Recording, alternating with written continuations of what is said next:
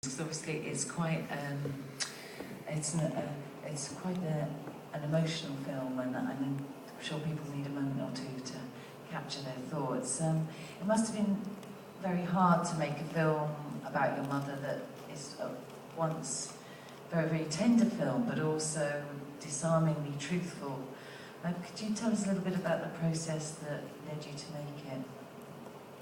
At first, I made this film for the graduation project for the university, and I talked to my advisor, and she asked me to do something I really engaged with, and I decided to do about my family, which is the most topic I engage with.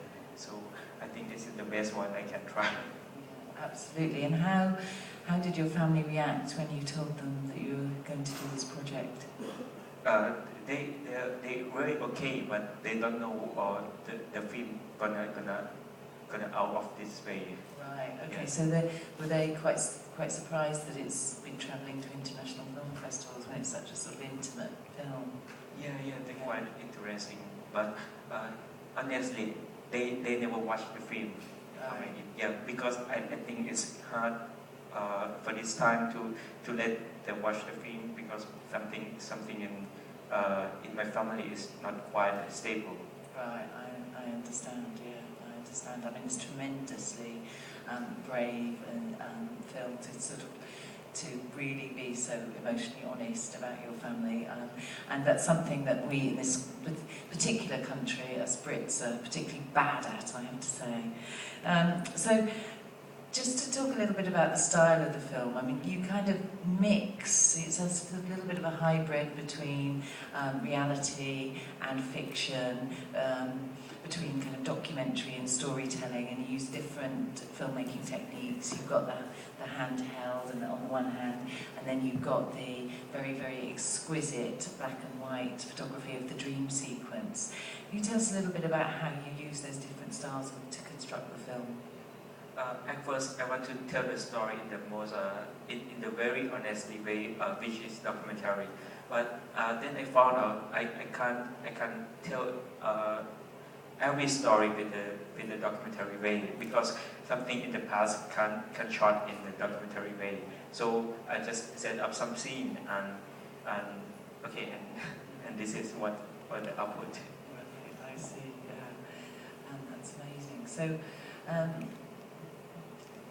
Was there was also, I'm very kind of fascinated by the different world that you take us into with the dream sequence, because it's so gorgeous. It does feel like you've kind of landed in another world.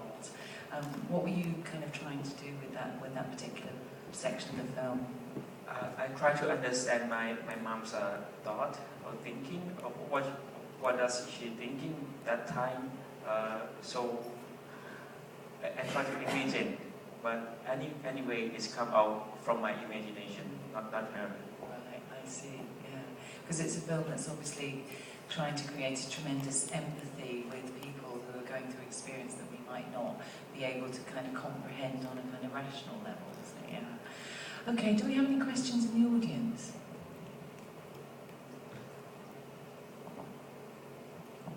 Yeah. Thanks, Alex. Yeah. Where is the mic coming?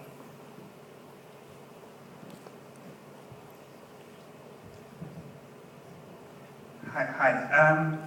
I noticed Apichatpong's Vorakorn's name was on the credits at the end.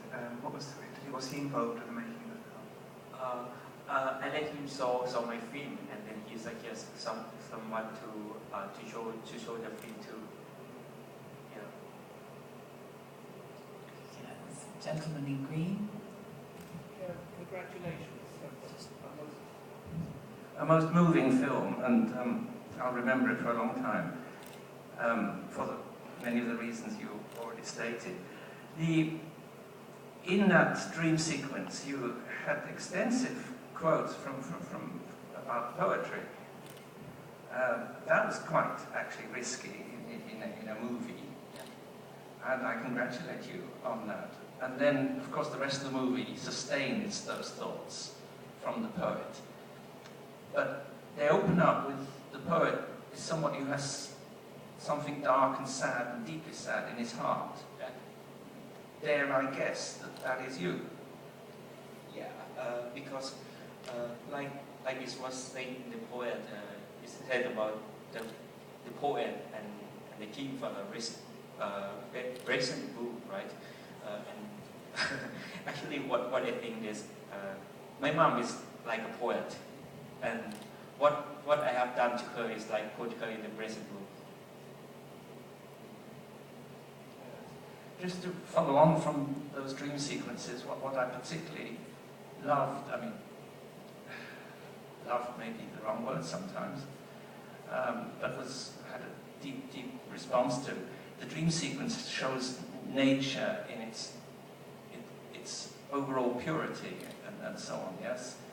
And then we hardly see a tree throughout the film, and right at the end, the scene of redemption, we now see trees again.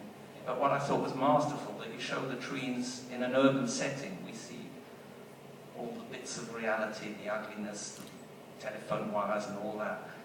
And I congratulate that you weren't tempted to show a too beautiful scene at the end. The beauty was, of course, in the mother's face. Thank you. That's wonderful, thank you. Yeah, wonderful description of the film. Yeah, the gentleman at the back in white. Hi, so a bit more of a prosaic question, but I was amazed when you said that you made this when you were finishing at university, and I just wanted to know if you're still making films and what you're working on next. Now I move on something like a social issue, like immigrant worker in Thailand, in Bangkok.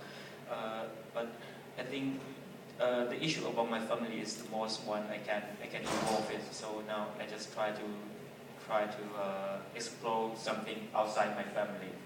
But I can't tell you now which one is the best I can try.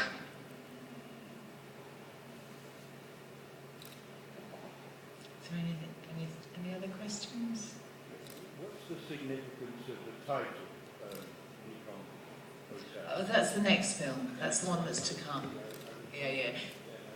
This film's, yeah. No, it's a double bill. I understand it's a little bit. Yeah. When you see the next film, you'll understand it. But the next film is by Apicikon Visatal, who is the filmmaker that the gentleman up there mentioned that was helped Billy a little bit on this film. So there's a natural link up there, yeah, which is very nice. So this film's called Mother, which I'm sure you can see why. And did the mother go to prison after shoplifting? Was that a prison scene at the bar? Yeah. Or was it in the house? Yeah. She was there in a short time. Yeah. That must have been tremendously harrowing, not only for her, but for yourself and your whole family. Yes. There's a question at the back, yeah.